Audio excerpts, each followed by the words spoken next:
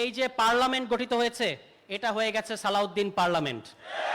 তখন আমি সার্বিক পরিস্থিতি দেখে বলেছিলাম, ওই যে মুরব্বীরা বলে আলামত আলামত দেখে বলেছিলাম যে জাতীয় ঐক্যমত্য কমিশন পরিণত হয়েছে সালাউদ্দিন কমিশনে। কারণ সবাই সব কথা বলে, উনি গিয়ে শেষ কথা বলেন। তো এখন সার্বিক পরিস্থিতি দেখে মনে হচ্ছে এই যে পার্লামেন্ট গঠিত হয়েছে এটা হয়ে গেছে সালাউদ্দিন পার্লামেন্ট। গত 1.5 বছরে আমরা সালাউদ্দিন কমিশন থেকে সালাউদ্দিন পার্লামেন্টে এসে ঠেকেছি। এখানে তারা আমাদের গণ অভ্যুত্থানকে নিয়ে গেছে। ওই যে একটা কথা আছে আমাদের প্রবাদ বলে যে চালুনি বলে সূচকে, চালুনি বলে যে তোর পিছনে কেন ছেদা। তো যারা অন্তহীন প্রতারণার, যাদের রন্ধ্রে রন্ধ্রে অন্তহীন প্রতারণা, তারা এখন অন্যদেরকে বলছে যে আপনারা অন্তহীন প্রতারণার দলিল করেছেন। তারা এই জাতীয় সংসদকে একটা অন্তহীন প্রতারণার কারখানায় পরিণত করেছে। আপনারা এখানে যারা উপস্থিত আছেন, চট্টগ্রামের যারা ভোটার, আপনারা গত 12ই ফেব্রুয়ারি কয়টা ভোট দিয়েছেন? 2টা ভোট দিয়েছেন, 2টা ব্যালটে। একটা ভোটে জাতীয় সংসদ হয়েছে, আরেকটা ভোটের সংস্কার পরিষদ কোথায়? তারা কিন্তু আরেকটা পরিষদের সংস্কার পরিষদ গঠন করে নাই, যেটা তাদের করার কথা ছিল।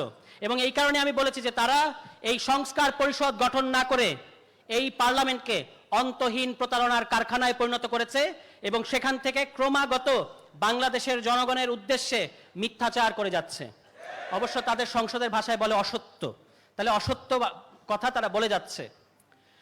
গত নির্বাচনের আগে অক্টোবরের 30 তারিখ তারা সংবাদ সম্মেলন ডেকেছিল বিএনপির স্থায়ী কমিটি। সেখানে সালাউদ্দিন আহমেদ উপস্থিত ছিলেন, বিএনপির মহাসচিব উপস্থিত ছিলেন।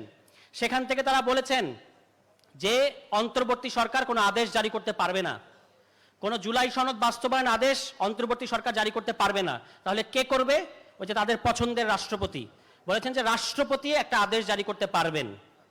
এখন আপনারা দেখতে পাচ্ছেন বিএনপি কিন্তু ফ্যামিলি কার্ড ওই শুধু গরিবদের দিচ্ছে, ব্যাপারটা তা না। আসল ফ্যামিলি কার্ড কোথায়? বিসিবিতে। দেখছেন না, স্থায়ী কমিটির 3 জনের সন্তানকে বসাই দিছে, আসল ফ্যামিলি কার্ড দিয়ে বেড়াচ্ছে বিসিবিতে। তো সব জায়গায় ফ্যামিলি কার্ড দিলেও তাদের কিন্তু একটা নিজস্ব রাষ্ট্রপতি নাই। এই রাষ্ট্রপতিকে দিয়ে তারা আদেশ দেওয়ানোর কথা বলেছে। অন্তর্বর্তী সরকারকে তারা জিম্মি করেছে এবং অন্তর্বর্তী সরকারকে জিম্মি করার মধ্য দিয়ে আমাদের বাংলাদেশ জামায়াতে ইসলামী সম্মানিত সেক্রেটারি জেনারেল বলেছেন যে লন্ডন কনস্পিরেসি করেছে তারা। এবং এই লন্ডন কনস্পিরেসি করে অন্তর্বর্তী সরকারকে জিম্মি করে